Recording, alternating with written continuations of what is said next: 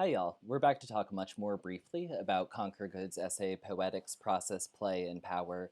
So, Conquer Good is writing in the discipline of anthropology, being the study of human society and human civilization. So, his perspective is a little bit different than the one that we might normally bring to communication studies, but he talks about here a lot performance ethnography, which is a particular way of doing performance studies that is used both in anthropology and in communication studies in its undertakings of performance studies. So it's important for us to come to understand some of the key concepts here, even if the anthropological focus isn't necessarily super important for us moving forward. The focus on performance ethnography definitely is. So he talks about at the beginning, he talks about how performance has taken on a new role in anthropological research, again, research into human society and human civilization, partly because of some shifts that have occurred within anthropological theory, but also that have occurred larger in academic approaches to studying human civilization. And these he identifies as the shift from a paradigm of the subject and the object, and structure and function on the one hand, to a paradigm of text and performance. So, to break down just very briefly what that means, because it is going to be important for us, talking about subject object distinctions is to say that when academics typically do research, they are the subject and they look at whatever they're studying as the object. The issue with that distinction, especially when it applies to the study of human civilization and human culture, is that it presumes then that the person observing can know everything there is to know about the object, first of all. And it also assumes that the object of study is passive, that it doesn't have its own understanding and it doesn't participate in its own existence. It can just be fully understood and therefore is subordinate to the thing that observes it, or is less important than, or dominated in many circumstances by the person who describes or observes it. So in academia, then, and especially in anthropology, this was a huge problem in terms of studying indigenous populations or indigenous cultures, and you would go to a tribal community, for instance, in the Amazon, and anthropologists would claim to be able to decipher their cultural traditions from the outside. So that is a problem. That is the subject dominating the object, because that is a whole civilization that has its own internal understanding. The second related problem is between structure and function, which is to say that the social structure for anthropology for a long time, the way in which society at large was arranged, was said to dictate the function of individual cultural performances. So anything that we performed inside of society was said to be dictated by the overall structure of that society. But that is too simplistic a reading of that relationship. So in its place then, Conquer Good wants to say that we should think about the relationship between text and performance. And this is the really important part for our purposes, is that if we think about text and performance, we think, as we've said, about scripts or things that are influences in society and in culture and in politics, but then they are performed in different ways. Then they're performed in different ways, and differences open up through their performances. So if before we would say, for instance, because this whole society is capitalist, any performance in the society has to be capitalist. That would be the structure function model. The text and performance model would say that there are indeed capitalist texts in society, but that they're performed in a variety of different ways, and we should attend to the ways in which those things can produce difference as well as fail to produce difference and end up being oppressive or repressive. So an anthropology of performance studies, Conquergood argues, is meant to displace these old paradigms that are restrictive, that privilege the academic as this objective and cold observer, and also assume that the way that society works is so deterministic that you could decode the cultural or political function of a performance by simply looking at the structure of the society. He wants to say that both of those things are problems, and that we need to complicate both of those things, and that's what performance studies as applied to anthropology or performance ethnography can do. So he says that an anthropology of performance ought to pursue four things. So it ought to pursue first an empirically grounded study of performance, which is non-Western and non-elite in focus. And what that means is that we should necessitate, in order to interpret or decode the performance of another culture, we would need to do field work. And this is ultimately what ethnography, consists in. It is when a critic takes themselves, or an academic takes themselves, and goes to a research site, goes to the culture in which they want to study the performances, or they want to study the performances of, and immerses themselves in that space and in that community to attempt to arrive at some understanding of what the performance's significance is. So empirically grounded study of performance is to say that you should conduct interviews and immerse yourself into the environment in which the performance originated or is being performed in order to understand the role that it plays, its cultural significance.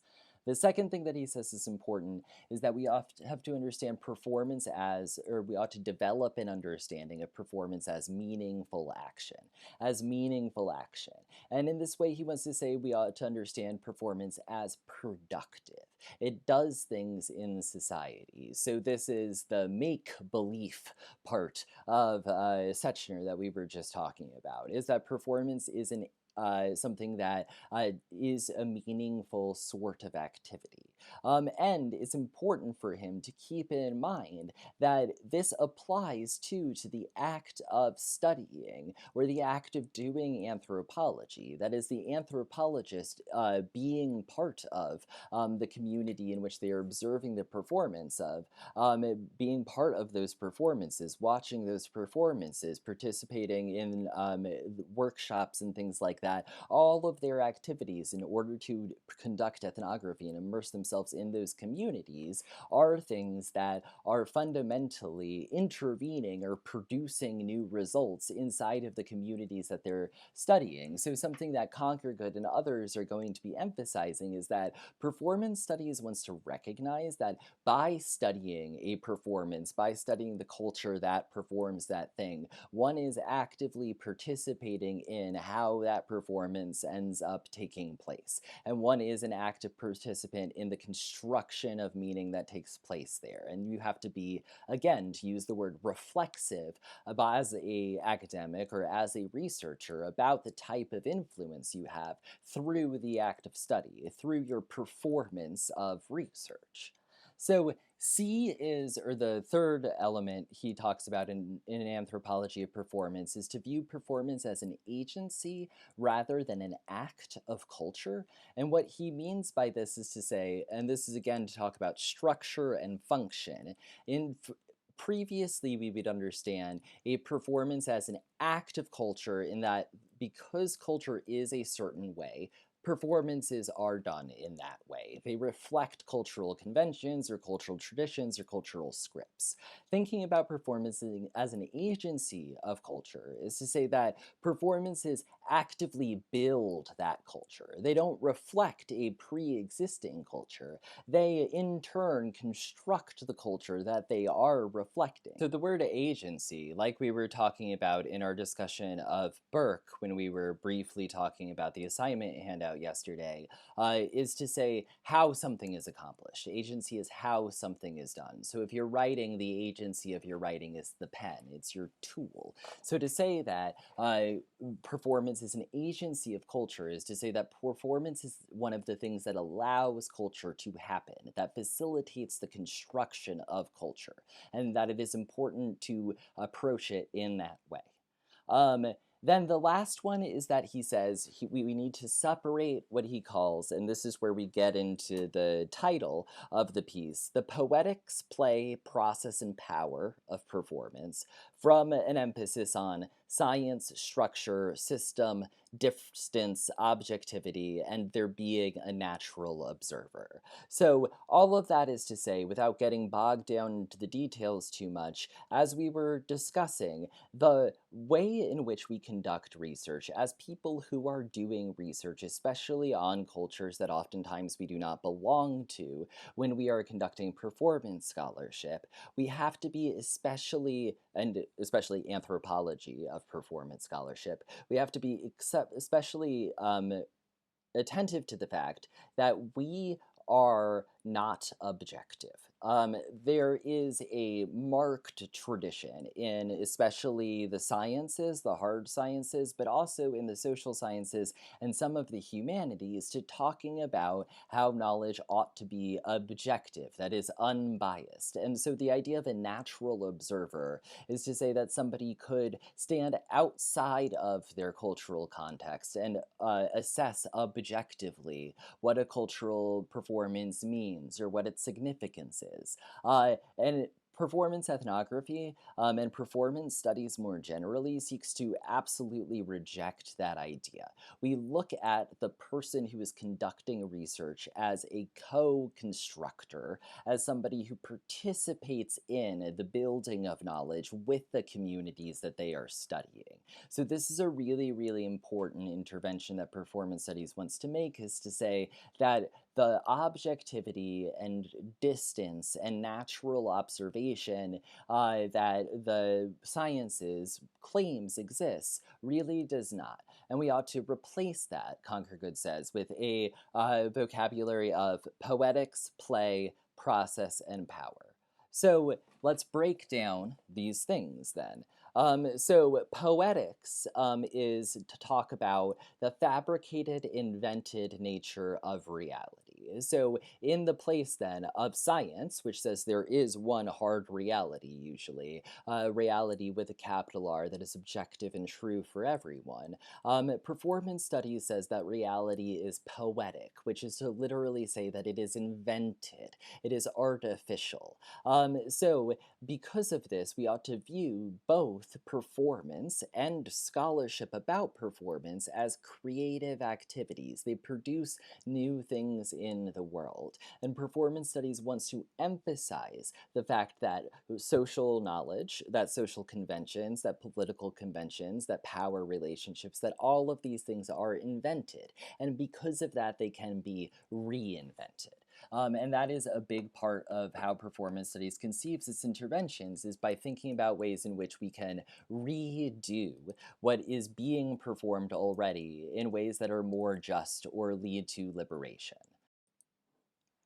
Conkergood's second category is play, by which he refers to activities characterized by improvisation, innovation, irony, jest, etc. So, improvisation is interesting and innovation is interesting because we should think about this in relationship to Setchner's idea of performance as a reconstituted act, as something that is taken from a script. Conquer actually isn't contradicting this by saying that play is defined by improvisation and innovation, and performance is defined by play. You'll remember that Setchner also talks about play in his chapter, and for both of them, what is really important about play is not that it is without rules, but that it is a space in which rules are negotiated, constructed, and reconstructed. So things like improvisation and innovation, both of those things have to do with having a set of rules and then varying from them, or creating a variation on them. Irony and jest, in similar ways, depend on a set of rules, but then break them. So people say that humor is all about breaking expectations. It's about placing a joke where people don't expect it, or reversing a commonly held meaning. And this is embodied by the figure of the trickster, or the figure of the carnival, the trickster being a allegorical figure from Native American mythology, and the carnival being a concept from critical theory, but also from early literature in which the space of the carnival or the trickster reverses social hierarchies. It takes the convention and it flips it on its head. It makes the high low and the low high. And play is similarly supposed to open up spaces for construction and reconstruction in this way. That when we play, we open up space to be free and to make new things happen and to subvert old power relationships. So, play is an important way, then, in which discovery is supposed to happen in performance studies and in performance ethnography. Uh, Process is the idea that to do culture or to perform culture is an active verb. Culture is something that becomes, as opposed to having predictable structures or predictable identities. Culture is a process, and it is a process that resists closure. That is, it is always changing. So the question about process then is, how does performance reproduce, legitimate, or challenge existing ideologies? That is, if culture is a process, it's something that is always in the being produced and is produced through our performances, then how we want to know how our performances work to prop up power relationships or ideologies that we find problematic, how it works to support those problematic things, or how it can challenge or undermine those things. And Conquer Good wants to remind us that in many cases, the situation is both end. That in many cases, performance is caught somewhere between an accommodation of existing power structures in society and a resistance of those power structures. So, in concluding, then, Conquer Good's argument is that performance studies and performance ethnography is about understanding how we can interrogate what he calls master scripts, or those ideologies or power relationships that are materialized through performance. He wants to know how we can interrupt these things by performing them differently, how we can take political or social problematics and interrupt their hegemony, which is a word we'll talk about later on, but interrupt their influence on our lives and interrupt their cultural influence through the act of performing differently, or through the act of engaged study of performance that allows people to engage in poetics and play and try to actively reproduce their own social circumstances. So, performance studies, then, Conquer Good is saying, ought to move away from the idea that we can just objectively study a culture's performance. We ought to embrace the idea that any sort of research is going to be a collaboration more than anything else, and we ought to use our positions as people who study performance to try to make a positive political difference whenever that is possible. And we should understand making a positive political difference as being possible because culture is enacted through performance, because it is open ended and resists closure. So, to wrap up today, then, we've talked about some really, I think, intuitive and straightforward things and some denser things. I think that the important takeaways for you today are to first understand that performance studies is varied, that we can study almost anything as a performance, but there are also a set of things that are treated as being performances in themselves, like music and like art, that are culturally constructed as different from everyday types of performances. But that being true does not mean that performance studies limits itself to one or the other. Performance studies is interested in all of the ways in which performance is culturally, socially, and politically productive. And we've gone through a lot of the different social and political functions that performance has, from things like everyday social or religious rituals to things like interactions with family members, all the way up to things like what politics you believe in and whether you go out to vote, and who you vote for president. All of those things are performative acts, are conditioned by performances and the social scripts that we inherit. And that is the third most important thing from the Setchner chapter, is that we should understand performance as a reconstitution of something that came before us, that we are always rehearsing or reciting scripts when we talk about when we are performing, that it is a, in his words, restored behavior, that we are engaging in the restoration of something from before, and that in that is the both where performance's dangers lie and where its possibilities lie. And this is, I think, what Conquer Good really helps us see, is that performance can, on the one hand, be restrictive. We can be compelled to perform certain social roles or gender roles. On the other hand, a performance can be a site to interrogate those things and to try to break free of them and to open up new spaces of possibility outside of oppressive systems. So that is where we're going to conclude today. Please complete your posted readings on the syllabus for tomorrow. There will be 2 new lectures up.